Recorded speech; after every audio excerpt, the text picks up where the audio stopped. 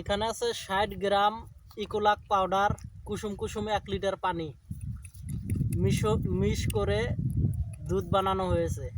দেখুন ছাগলের বাচ্চা কীভাবে খায় আর স্বাস্থ্য কত ভালো। ডক্টরস কোম্পানির ইকোলাক ৫০০ গ্রামের।